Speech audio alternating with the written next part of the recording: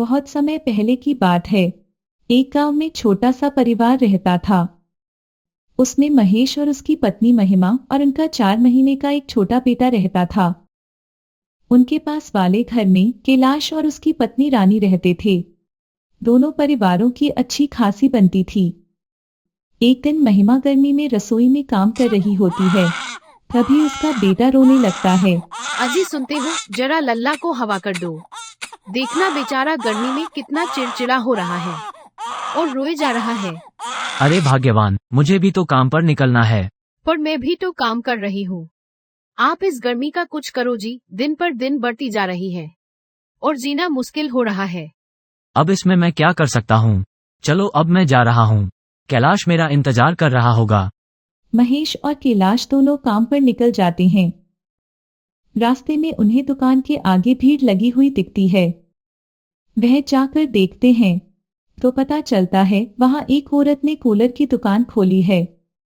अरे भाई कैलाश, ये औरत कौन है जो कूलर बेच रही है? हमारे गांव की तो नहीं लग रही। हाँ महेश भैया, बिल्कुल सही कहा तुमने।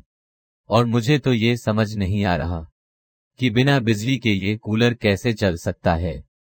चलो जरा चलकर इससे पूछते हैं। दोनों दुकान पर जाकर उस औरत से पूछने लगते हैं। मेरा नाम पूनम है। मैं इस गांव की नहीं हूँ। मैं तो शहर से आई हूँ। पर हमारा ही गांव क्यों? और ये कूलर बिना बिजली के कैसे चलता है? यही तो कमाल है मेरे कूलर का, ये बिना बिजली के चलते हैं और ठंडी हवा देते हैं।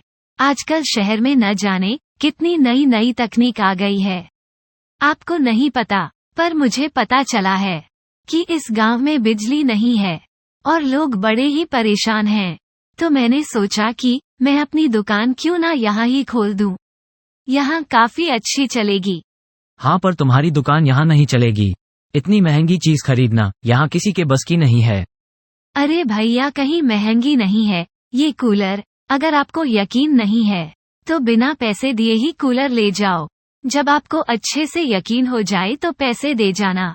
ये औरत इतने यकीन से कह रही है तो कूलर अच्छा ही होगा। मैं तो कहता हूँ कि आप एक कूलर ले ही लो। महिमा भाभी को बड़ा ही आराम मिल जाएगा। हाँ, वो पूरी रात लल्ला को हवा करते करते ही निकाल देती है।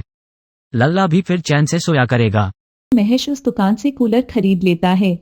महेश की तरह कुछ और लोग भी उस दुकान से कूलर खरीदते हैं। महेश खुशी खुशी वो कूलर लेकर अपने घर जाता है। अजी बाजी, आप तो बढ़िया चीज लेकर आए हो। अब तो हम चैन से सोया करेंगे। जल्दी से इसे लगा दो। महेश अपने घर में कूलर लगा देता है और उसकी तरह बाकी लोग भी अपने अपने घरों में कूलर लगा देते हैं। पूनम पहले ही दिन काफी कूलर बेच देती है। वो बड़ी खुश होकर अपने घर जाती है और फिर एक चुड़ैल में बदल जाती है। कितने पागल लोग हैं इस गांव के जो इतना भी नहीं समझ पाए कि बिना बिजली के कूलर कैसे चल सकता है। अब इनको पता चलेगा कि कैसे कूलर की जादुई हवा इनको हमेशा हमेशा के लिए सुला देगी और फिर पूरे गांव पर मेरा राज होगा। ऐसे ही धीरे धीरे मैं पूरी दुनिया को सुला दूंगी और फिर पूरी दुनिया पर मेरा ही राज होगा। चुड़ैल यहाँ खुश हो रही होती है और वहाँ महेश, महिमा और उनका बेटा मजे से कूलर की ठंडी हवा में सो रहे होते हैं। उनकी तरह गांव के कई लोग कूलर में सो जाते हैं। अरे ये महिमा भाभी अभी तक बाहर नहीं आई। आज रोने की आवाज भी नहीं आ रही है। सब ठीक तो है ना? अरे वो मजे में कूलर में सो रहे होंगे। ऐसा भी क्या सुना कि 11 बज गए और उन्हें होश ही नहीं आया। मैं जाकर अभी उठाती हूँ उन्हें। रानी उनका दरवाजा खटखटाती है पर कोई दरवाजा ही नहीं खोलता। वो दोनों को आवाज भी देती है पर कोई नहीं सुनता। रानी परेशान होकर वापस आ जाती है। जब शाम को रानी आंगन में किसी काम से बाहर आती है तो देखती है कि महेश के घर का दरवाजा अभी भी बंद है। वह फिर से जाकर दरवाजा खटखटाती है, फिर भी कोई दरवाजा नहीं खोलता। अब तो रानी को चिंता होने लगी है। वह वहां 2-4 लोगों को बुलाती है जो दरवाजे को तोड़ देते हैं। अंदर महेश, महिमा और उनका बेटा आराम से सो रहे होते हैं। रानी जल्दी से जाकर उन्हें जगाती है पर वह तो टस से मस नहीं होते। कैलाश जल्दी से डॉक्टर को लेकर आता है।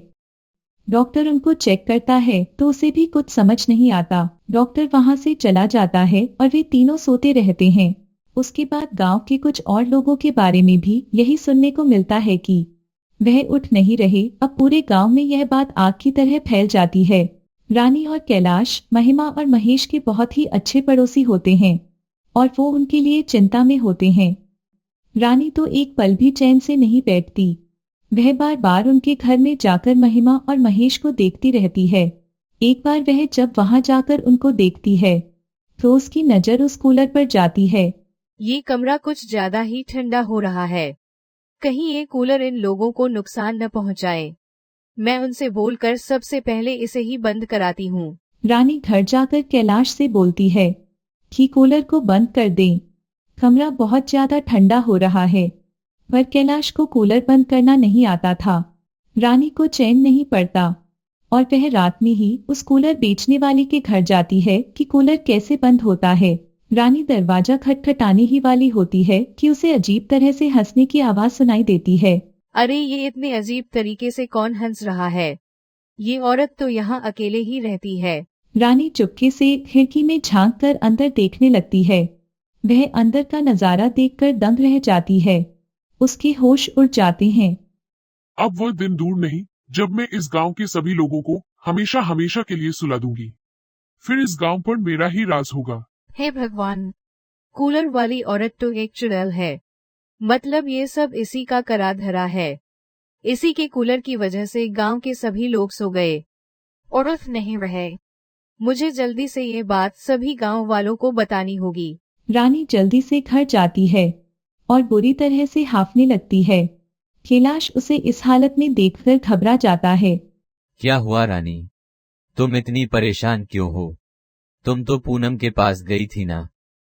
वो कूलर बेचने वाली चुड़ैल है। क्या चुड़ैल? हाँ, वो पूनम कोई आम औरत नहीं है, बल्कि वह तो जादुई कूलर बेचने वाली चुड़ैल है।